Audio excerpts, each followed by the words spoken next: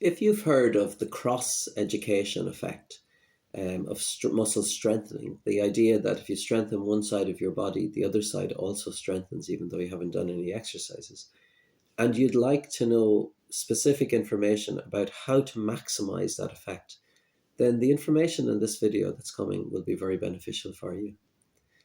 Hi there, I'm Dr. Kenneth Monaghan. I'm a university lecturer, I'm a neuroplasticity expert, and I'm the author of Lights, Mirrors, Action, a guide for transforming the lives of caregivers and stroke survivors.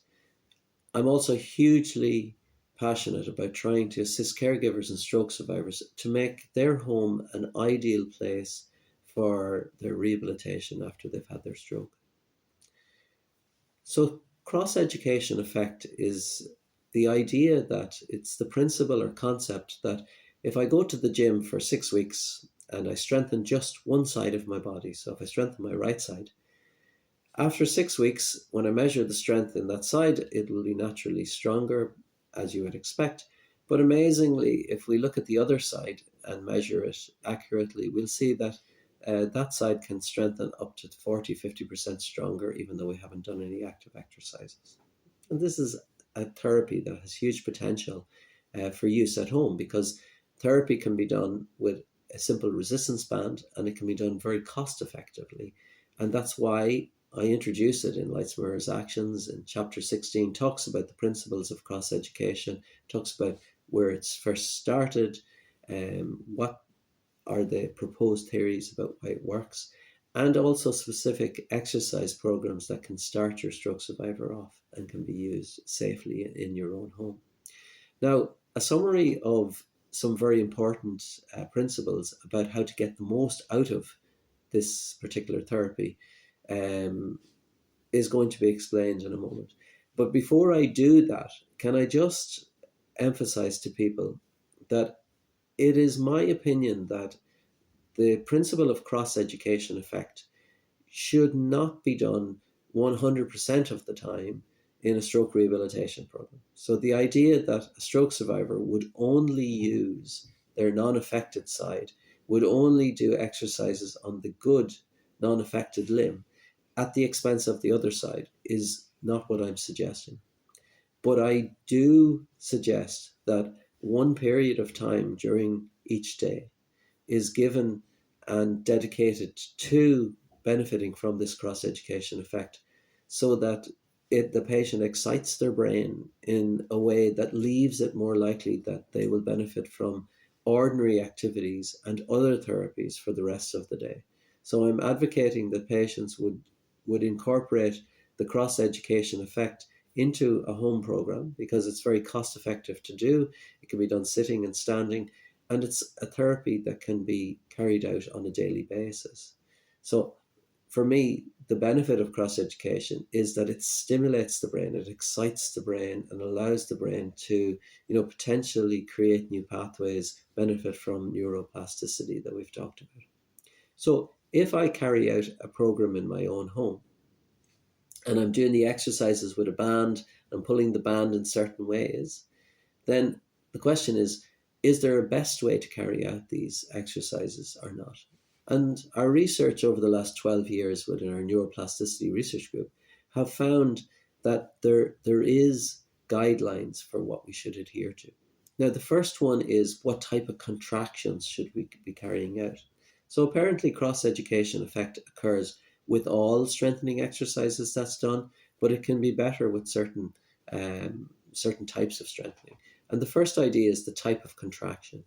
And without describing too detailed, we have concentric and eccentric contractions that we create when we move our limbs. So for example, if I was lifting a simple dumbbell up towards me, my biceps would be the muscle that would be creating that contraction, and that biceps would be working concentrically, because my biceps muscle would be shortening. So where the bicep starts and where it finishes, it would be coming closer together. So the muscle would be shortening as it creates muscle force. And the definition of this is a concentric muscle contraction. However, if I take the same dumbbell and I just lower it slowly onto the ground, now the origin and the insertion of my biceps is lengthening as it's creating muscle force, and that's the definition of an eccentric contraction. And our research has shown that eccentric contractions apparently create more of a cross-education effect.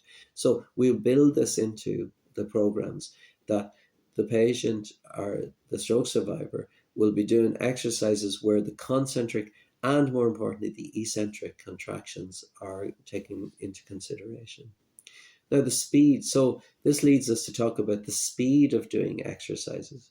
And apparently, the speed, high speeds is important for getting more benefit from cross-education effect. But what we emphasize in the programs is that we do a 2 and a 4 second count when we're doing our exercises. So if we're pulling a band out from the door, we're bringing it out on the way out in 2 seconds. So 1001, 1002, and then 1001, 1002, 1003, and 1004 on the way in. So on the way out are 2 seconds. It utilizes the concentric part of cross-education. On the way back, it's our eccentric, by slowly creating force there. So, and just for people, I always say 1001, 1002, because it's more like a real second. That's the reason for that. In terms of the resistance on a band, it's explained that the higher the resistance, the more likely to get a higher cross-education effect. So this is determined by the stroke survivor's own ability, but a resistance of sometimes over 80% of, the ability, 80%. So if I test myself about how I can pull the band out, in an ideal world, if I was able to figure out the resistance that I can pull one time, anywhere from 75-80% of that 1 RM is exactly what's recommended for cross-education exercises. And then 3 things that don't seem to make any difference. It doesn't matter whether the limb that's doing the exercise is the dominant or non-dominant limb. There's no effect on cross-education effect for that. It doesn't matter in terms of repetitions. The patient or the stroke survivor is advised to do as many repetitions, but 10, 15, maybe even 20 repetitions is probably what I would recommend that we aim for. And there's no known benefits for the cross-education effect for different genders. So nothing to be worried about from that regard. So we've explained, so the message coming through here is that cross-education is a very cost-effective, easy to carry out therapy, can be done at home. But when we do the exercises, we do them in a certain way, which we just described. Now, if you'd like some more information about cross-education, about how to carry out exercises, exercise programs, then obviously, apart from buying Lightsmir's Actions, when you book, if you go to my website, www.lightsmirsaction.com, you'll find extra worksheets, resources, extra YouTube videos that are available that describe more of the principles of cross-education, the evidence for cross-education, and explain in detail about how cross-education is thought to work. Thank you very, very much for listening, and I hope you enjoyed this information.